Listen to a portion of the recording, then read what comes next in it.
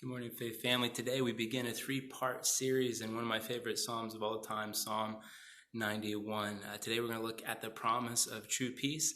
Thursday we'll look at the perception of true peace, and the following Tuesday on the pursuit of true peace. I just want to share the first few verses of this great psalm. It says, "He who dwells in the shelter of the Most High will rest in the shadow of the Almighty. I will say of the Lord, He is my fortress. He is my refuge, my God, in whom I trust.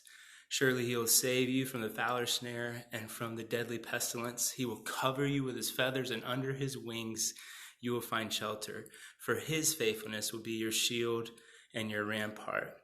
We live in a dangerous world. There are dangers to our health, to our finances, to our relationships all around us. And that's not even talking about the internal dangers of pride and sin and doubt and despair. And all these things help us sometimes to look at the world in a cynical way, like a character in Shakespeare's Macbeth that says, "Each new morning, new widows howl, new orphans cry, new sorrows strike heaven in the face." Sometimes you can say, "Where are you, God? What are you doing?" But in these first few verses of the Psalms, we have many images and metaphors for protection. God is a shelter. He's our shade. He's a refuge. He's a fortress. He's a covering. He's a dwelling place. He's a shield.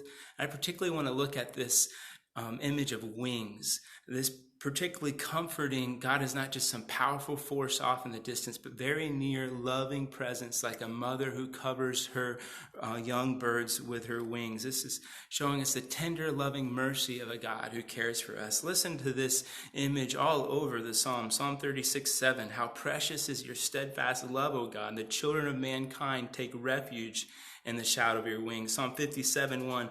"Be merciful to me, O God, be merciful to me, and you, my soul, takes refuge. In the shadow of your wings I will take refuge till the storm of destruction passes by." Psalm 61:4. "Let me dwell in your tent forever. Let me take refuge under the shelter of your wings." And last year we looked at the story of Ruth, and there's a couple very tender moments between Boaz and Ruth using this imagery. Ruth 2:12, Boaz says to Ruth, "May you be richly rewarded by the Lord, under whose wings you have come to take refuge."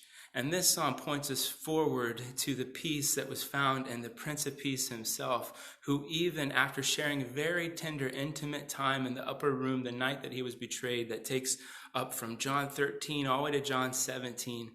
At the end of John 16, he says, "I have said these things to you that you may have peace in me. In this world you will have tribulation, but take heart, I have overcome the world." And in this series, we just want to remind each other of the presence of the Prince of Peace in the middle of our hardship and point each other to that hope. To do that today, I'm going to put in the comments Psalm 91 sung by Shane and Shane. I hope that encourages you.